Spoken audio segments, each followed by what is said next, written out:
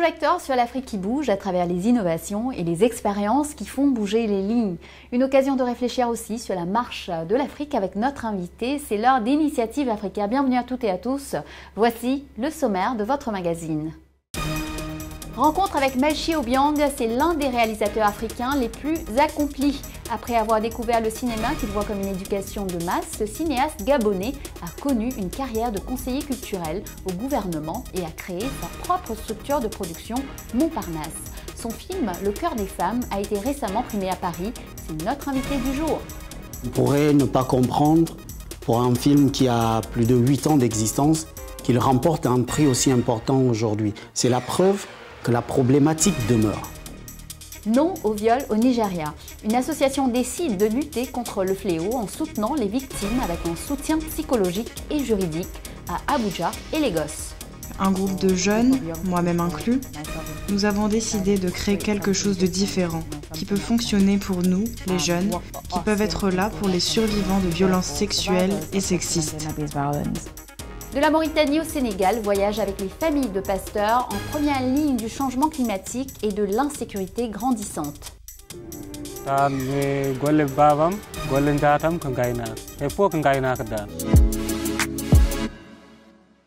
Au Nigeria, les viols continuent de ravager la vie de milliers de femmes. Pas moins de 11 200 cas ont été signalés l'an dernier. Plusieurs fillettes y ont laissé leur vie. Cette tragédie quotidienne a été examinée dans un récent rapport d'Amnesty International qui évoque des victimes privées de justice et des violeurs qui échappent aux poursuites. Des centaines de cas ne sont même pas signalés en raison de la stigmatisation et du rejet de la faute sur les victimes. Ce cercle vicieux, une association nigériane s'est constituée pour le briser. Debout contre le viol, c'est son nom, aide les victimes à se relever et à se défendre. Notre correspondant Hugo Uyana est allé à la rencontre de cette initiative. Regardez. J'étais à l'école un jour et je me dirigeais vers le supermarché, juste à côté de mon foyer. Et j'ai été attrapée par un groupe d'hommes.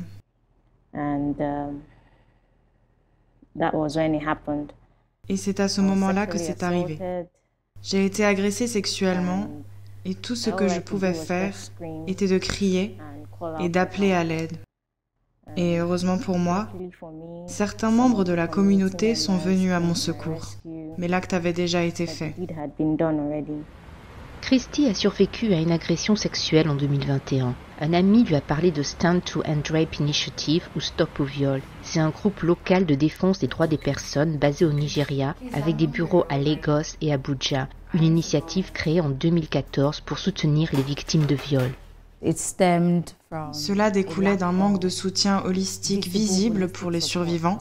Donc, un groupe de jeunes, moi-même inclus, nous avons décidé de créer quelque chose de différent, qui peut fonctionner pour nous, les jeunes, qui peuvent être là pour les survivants de violences sexuelles et sexistes. Des mariages forcés et précoces aux agressions physiques, mentales ou sexuelles, près de 3 femmes nigérianes sur 10 ont subi des violences physiques avant l'âge de 15 ans d'après les statistiques des Nations Unies. Mais les victimes sont souvent confrontées à des défis dans le financement des procédures judiciaires contre les coupables. Souvent, les membres de la famille et les victimes elles-mêmes retirent les plaintes après s'être signalées aux organismes chargés de l'application des lois. La raison principale est l'exigence de preuves cliniques de la violence sexuelle et sexiste avant les poursuites. Le fait finalement que la charge de la preuve incombe à la victime. Ce système de poursuite accusatoire au Nigeria, qui exige des preuves concrètes, pose un défi dans la poursuite des cas. C'est pourquoi Stand to End Rape Initiative mène le plaidoyer pour protéger les droits des personnes vulnérables qui ont été exploitées injustement. L'association a jusqu'à présent soutenu plus de 720 victimes. Nous travaillons avec la NAPTIP, qui est l'Agence nationale pour l'interdiction de la traite des personnes. C'est l'organisation mandatée par la loi VAP, la loi sur l'interdiction des violations contre les personnes, pour traiter les questions de violences sexuelles au niveau national. Ainsi, avec le soutien de l'Union européenne, du Conseil britannique et d'autres organisations comme la nôtre, nous avons pu établir le premier registre national des délinquants sexuels au Nigeria. Et nous avons aidé à mettre à jour ce registre afin d'avoir un hub holistique où vous pouvez obtenir des données sur des problèmes de violences sexuelles et sexistes au Nigeria. Nous travaillons également avec la police nigériane car c'est indispensable. Le ministère de la Justice, des Affaires féminines et de la lutte contre la pauvreté ou des Affaires féminines et du développement social selon le niveau, que ce soit au niveau fédéral ou au niveau de l'État. Nous travaillons également avec le ministre de la Santé parce que nous ferions beaucoup de travail autour de la formation des prestataires de soins de santé primaires pour fournir un soutien médical d'urgence aux survivants à la base. Parce que nous avons réalisé qu'en raison de la proximité, certains survivants sont incapables de se rendre à l'hôpital le plus proche ou dans un centre de référence pour les agressions sexuelles. Certaines des victimes ont refusé de parler devant la caméra pour des raisons personnelles et Christy est la seule à avoir accepté de raconter son agression, mais de manière anonyme. Elle essaie maintenant de se remettre de l'agression grâce à un avocat et à des séances de thérapie fournies par l'initiative Stand to End Rape. Actuellement, l'agresseur a été appréhendé et l'affaire est devant les tribunaux. Stand to End Rape m'a vraiment aidé avec toutes les séances de thérapie dont ils m'ont fait bénéficier. J'ai également pu bénéficier d'un soutien juridique, d'un conseiller juridique. Les avocats me suivaient toujours, s'assurant que j'allais bien. Le thérapeute me suivait également régulièrement pour s'assurer que je tenais le coup. Les femmes nigérianes sont de plus en plus intransigeantes à l'égard de la violence sexiste et de ce qu'elles perçoivent comme un manque d'action publique. En 2020, un tollé général suite au viol et au meurtre d'une étudiante a conduit à une pétition en ligne et au hashtag I'm tired too, ou Je suis aussi fatiguée en français, qui s'est propagé dans tout le pays. L'inaction de la police et la lenteur de la procédure judiciaire sont souvent pointées du doigt par les victimes de viols. Dans ce contexte, les activités de Stand to End Rape Initiative vont dans la bonne direction pour apporter des solutions durables à ces femmes nigérianes menacées par la violence. Nous restons sur le thème des travers de nos sociétés à travers le regard mordant de notre invité du jour. Le réalisateur gabonais Melchi Obiang a vu son film Le cœur des femmes récompensé par le Grand Prix spécial du jury lors du Festival international du film africain à Paris. Il s'est confié à Laurence Strass et Thierry Schiller sur cette grande fresque cinématographique d'une tragédie familiale et ce qu'elle dénonce, un vide juridique béant pour la protection des femmes africaines. Melchi Obiang, bonjour et félicitations. Votre film Le cœur des femmes vient de remporter le Grand Prix spécial du jury du Festival international du film africain en septembre à Paris. Comment avez-vous accueilli cette récompense ? Alors je l'ai accueilli avec beaucoup de fierté parce que ça a résonné comme la récompense d'un travail acharné. Ça a été pour moi un signal très important pour comprendre que moi et mon équipe qui m'accompagne depuis plusieurs années, quand même près de 20 ans aujourd'hui, que nous avançons petit à petit avec les studios Montparnasse, que nous étions sur le bon chemin et qu'il fallait redoubler d'efforts pour aller plus loin. Donc ça a été un moment de satisfaction, de joie et d'interpellation aussi à aller plus loin pour des victoires plus grandes. Le cœur des femmes est sorti il y a 9 ans maintenant. C'est un film poignant dans lequel un couple aisé, moderne, amoureux, se retrouve brisé par des jalousies familiales. Pourquoi avoir choisi ce thème ? J'ai choisi ce thème parce que c'est un thème qui demeure d'actualité, malheureusement. Je dis malheureusement parce qu'on ne devrait pas en être là. Et effectivement, on pourrait ne pas comprendre pour un film qui a plus de 8 ans d'existence qu'il remporte un prix aussi important aujourd'hui. C'est la preuve que la problématique demeure. Ça a été pour moi une façon de tirer la sonnette d'alarme parce que au final, le cinéma doit, à mon sens, rester cet outil de sensibilisation pour attirer l'attention des pouvoirs publics, des instances juridiques pour dire on dépasse la ligne rouge. On ne peut pas laisser une telle pratique s'accommoder avec une société moderne. Pour des pays qui se veulent libres, la liberté c'est aussi ça. une femme doit pouvoir être encadrée, protégée par des précautions juridiques qui la protègent avec ses enfants lorsque le mari disparaît. Or, malheureusement, en Afrique, au Gabon et un peu ailleurs, dès que le mari est rappelé à Dieu, tout de suite, la famille s'acharne sur la veuve de la manière la plus bestiale pour arracher tout ce qu'elle a pu construire avec son défunt époux. Elle se retrouve à la rue. C'est quand même injuste, aussi bien sur le plan social que sur le plan économique que sur le plan de Dieu, quoi. Donc, pour moi, il fallait ce thème. Mais dans votre film, il y a les femmes victimes, mais il y a aussi les femmes bourreaux, parce qu'il y a aussi, on est aussi confronté à une véritable bande de furie, finalement. Oui, effectivement. Et là, j'ai voulu montrer que ce malheur, parce que pour moi c'est un malheur, ce malheur est aussi entretenu en partie par des femmes elles-mêmes. Parce que lorsqu'une femme se range contre une autre pour exercer sur elle une telle violence, mais elle fait la propagation, elle fait la valorisation de ce mal contre l'autre, oubliant que demain elle-même ou sa fille ou une autre pourra en être victime, alors qu'elles devraient être les premières à dénoncer pour combattre cela. Donc, pour moi, il était effectivement question de montrer aussi que le malheur de la femme vient aussi en partie de la femme elle-même. Parce que pendant que certaines en souffrent, en meurent, en demeurent blessées à vie, d'autres entretiennent savamment, dans le clan familial, amical, ce procédé qui, à mon avis, est d'une autre époque maintenant. Vous feriez le même film aujourd'hui, 9 ans après?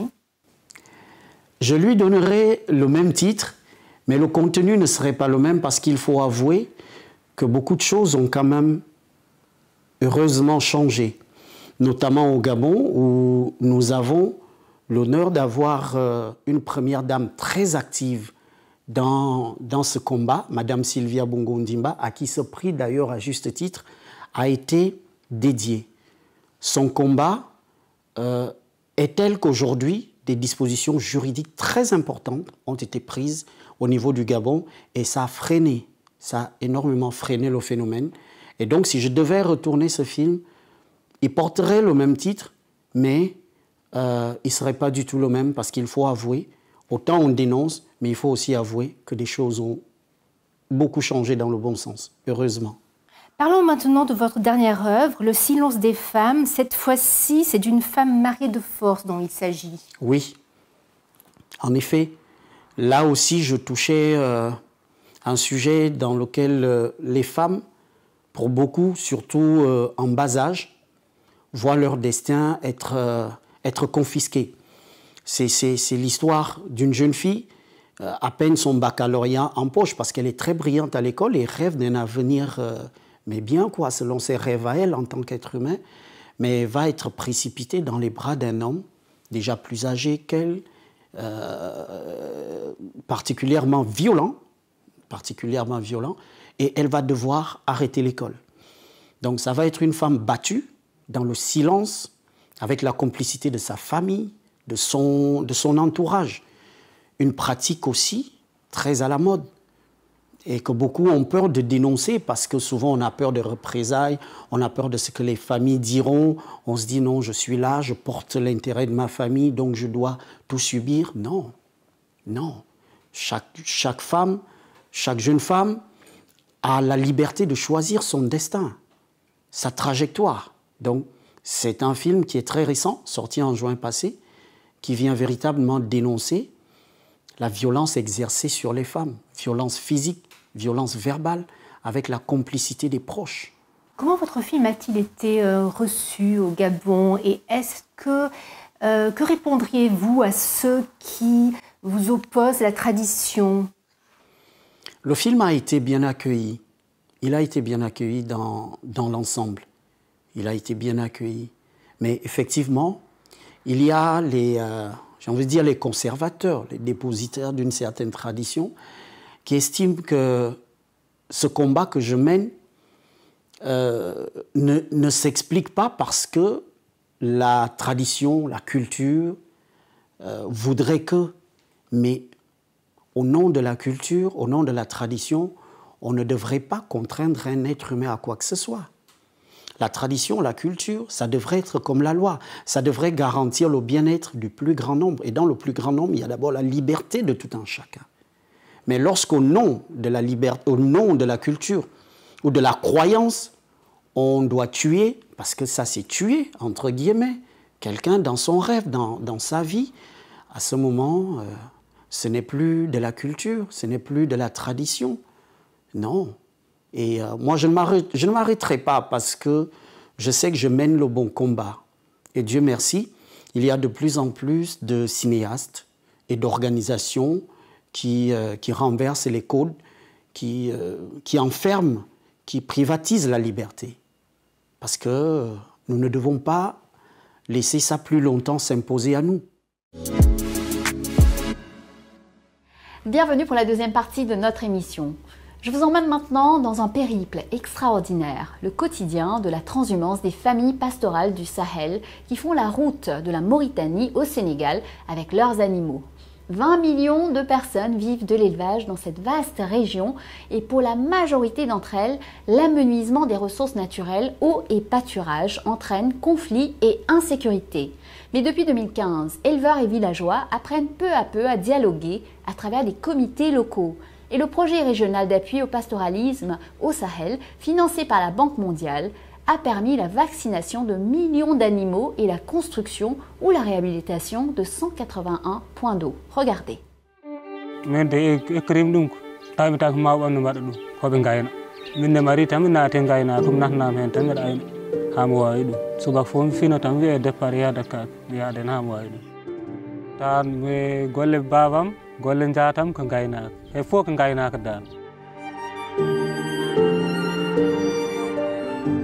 Takim ek ko ɗum tawi mi tanam hen a waɗ baabi ɓam hen mbaɗ so hoɗo gasi tan min eggan min jeela yo hot oɗo jaman heno waɗi hen ɗo min gonata min jahata tan balɗe ɗiɗi min jotto heno waɗi hen ɗo min mbaɗata hedde balɗe sappo walla balɗe sappo e joyyi walla balɗe nogas hen waɗi min keeɓa hen caɗele ɓurnomi hen wurto mi ayni yahna kaake ɗe moƴƴe siko ɗe moƴƴi mi wawa hen wuur ko ɗum wurtim hen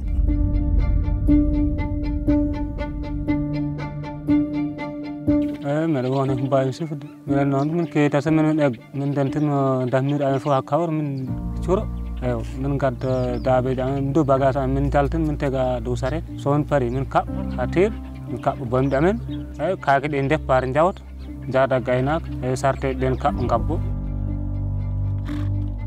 ala hoɗo ko wawata nani hoɗo hewatno min gona ɗo ha toɓ joni noon oɗo jamanu kam hoɗo ustot tan min jaa komin tawi toon ko foti min dañde mumen caɗele probléme ndiyam ga hay guese mumen minen hen dañi kadi probléme mi andi kam haɗa andi fulɓe kam aɓe ɗo keewa siko wurno enen toɓen matiye ɗo wuɗɗi kam hoɗo koko ɗo heddi ndiyam ɗamde kam haɗam yeewe probléme sabro bi on somin jeeyi han min ta homboyde han min ta mboɗo han min jollo janggat min gonɗo goto hen fof dañ barili min gar hoɗo ko noon noɗi hoɗo seeɗa tan noɗi hoɗo kam o ñamde nde kam min neɗɗo mankat ñamde tan yeeya mbawru mum sooda gooro mum ko noon tan min gonirayi gooro amen mais min ƴooga hen ndiyam amen keddi ko won gooro wooro amen min cooda hen maaro min cooda hen nebbam min cooda hen dal wadde ko maaro gueƴe cewɗe ɗe min dañi min cooda hen gawri amen ɗum woni gooro ɗum min codta gawri si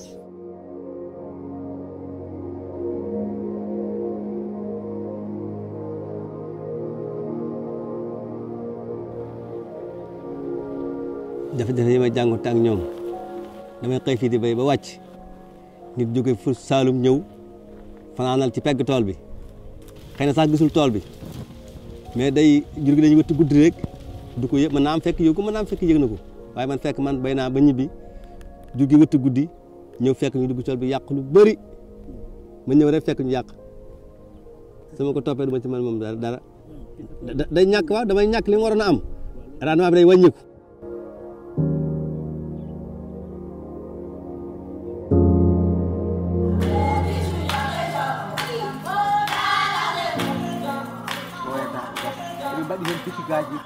Le but de ces réunions, c'est d'engager un dialogue entre agriculteurs et éleveurs pour se comprendre, pour minimiser les conflits. On discute et on trouve des compromis. Avant la création de ce cadre, il y avait beaucoup de conflits qui ont même amené à des morts d'hommes, qui ont amené même à des empoisonnements d'animaux.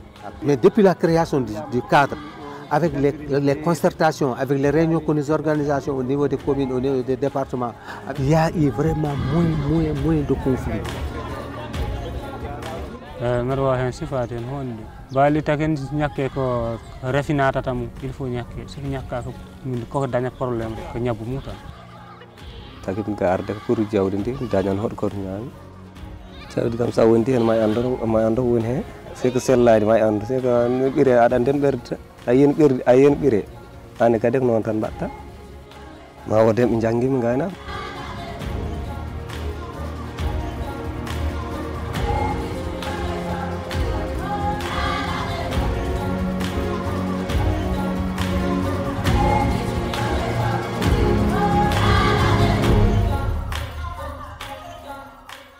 Nous retrouvons maintenant Melchi Obiang pour la suite et la fin de notre entretien de la semaine. Il nous parle des sources de sa créativité, mais aussi de son business plan pour assurer à sa passion du cinéma un équilibre économique. Écoutons-le. Melchi Obiang, comment êtes-vous venu au cinéma? Je suis arrivé au cinéma par pure passion. Ma petite histoire est assez particulière parce que, au départ, je n'ai pas fait des études pour ça. J'ai fait des études de santé, influencé par mes défunts parents, surtout ma défunte maman qui voulait bien que je suive la même voie qu'elle parce qu'elle était dans le milieu médical. Mais à un certain moment, la passion du cinéma, l'appel du cinéma était tellement fort en moi que je ne pouvais plus faire autre chose. J'ai dû apprendre d'abord dans le tas, comme on dit, auprès d'un illustre cinéaste gabonais qui nous a quittés il y a plusieurs années, M. André Othon, paix à son âme. Il a été mon premier maître. Il m'a pris à ses côtés et m'a formé autant qu'il pouvait. Au sortir de là, j'ai pris mon envol, j'ai commencé à intégrer des chaînes de télévision où j'ai appris à maîtriser l'outil pour des images, le cadrage, les reportages, les productions un peu plus grosses. Et puis, j'ai réalisé ma première œuvre, la série Congossa, qui a eu un grand succès et m'a fait connaître du grand public. Tout est parti de là. Devant ce succès de Congossa, j'ai créé les studios Montparnasse. Et puis, voilà ce que ça a donné. La cause des femmes est très présente dans votre œuvre. Est-ce que c'est devenu une expérience personnelle? Oui, oui, je pense que oui. Ça, c'est un peu ce que j'aurais vécu avec ma défunte maman dans mon enfance. Parce que déjà, j'ai grandi dans une famille polygame. Je suis quelqu'un d'assez ouvert de nature, qui ne juge pas. Je pense que celui qui choisit d'être polygame a ses raisons.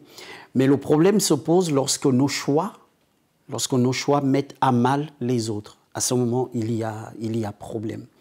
Et moi, j'ai bien vu ce que ça apportait comme déchirement dans la famille.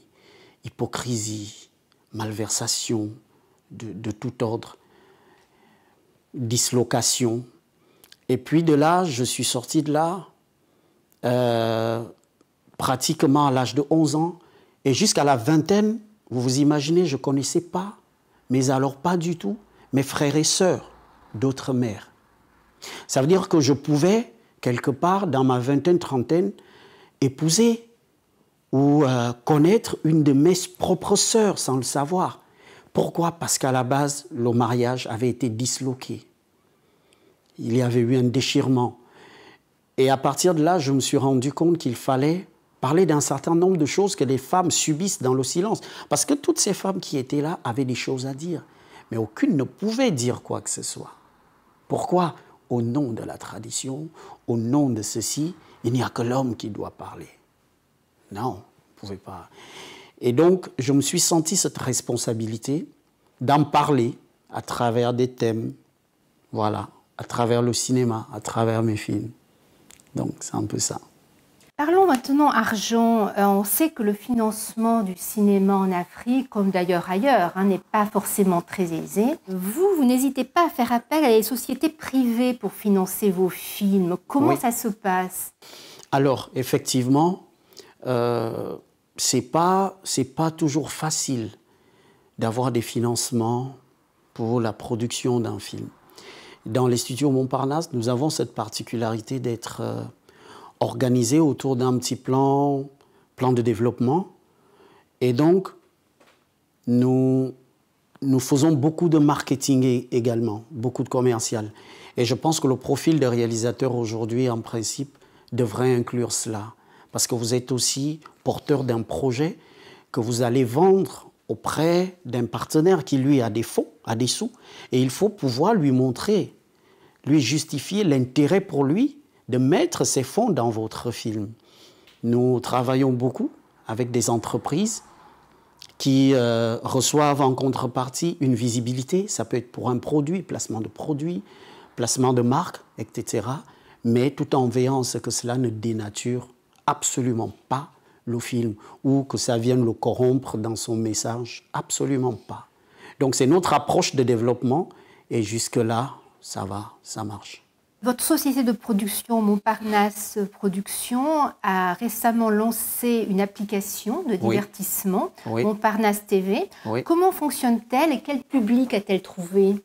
Alors, oui, l'application Montparnasse TV est une application que nous avons lancée pour toucher un plus grand nombre. Et nous avons touché la diaspora, nous avons touché un public très diversifié quand même, aussi bien des adultes que les plus jeunes, parce que nous avions dans le passé un problème avec ceux qui étaient à l'étranger et qui voulaient avoir accès à nos films. Certains de nos films sont sur les plateformes du net, d'autres pas du tout, parce que ça ne nous arrange pas toujours. Alors nous avons pensé qu'il était mieux de mettre en place une plateforme qui allait leur permettre d'avoir accès en permanence, où qu'ils soient, à nos productions, en payant quelque chose de symbolique. C'est ce que nous avons mis en place.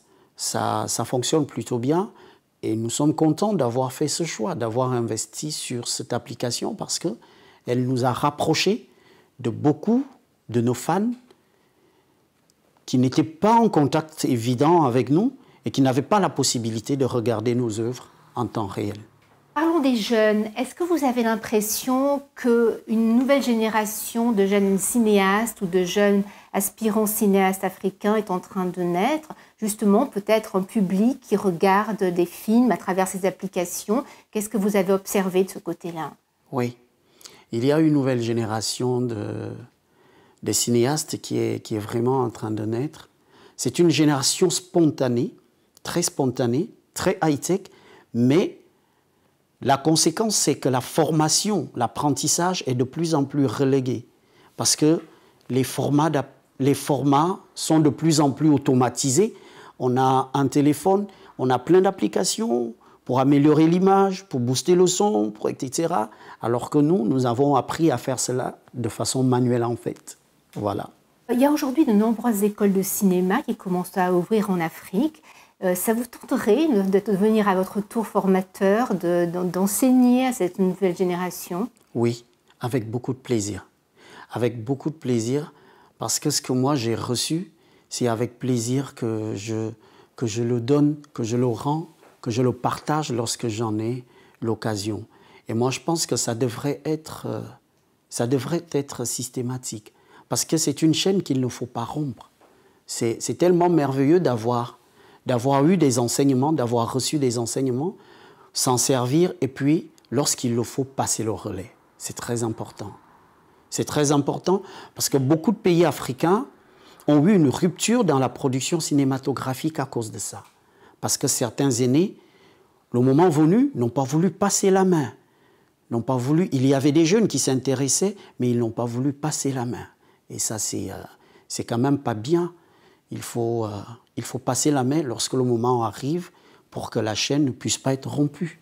Melchior Bianco, merci beaucoup. Merci à vous. Voilà, Initiative Africa, c'est fini pour aujourd'hui. Vous pouvez retrouver l'interview de Melchi Obiang ainsi que nos émissions sur notre site internet africaonair.com et bien sûr également sur tous nos réseaux sociaux. N'hésitez pas à liker, partager, commenter avec le hashtag Initiative Africa. Et n'oubliez pas, la semaine prochaine, même chaîne, même heure, je vous donne rendez-vous avec Business Africa. Bonne semaine à tous!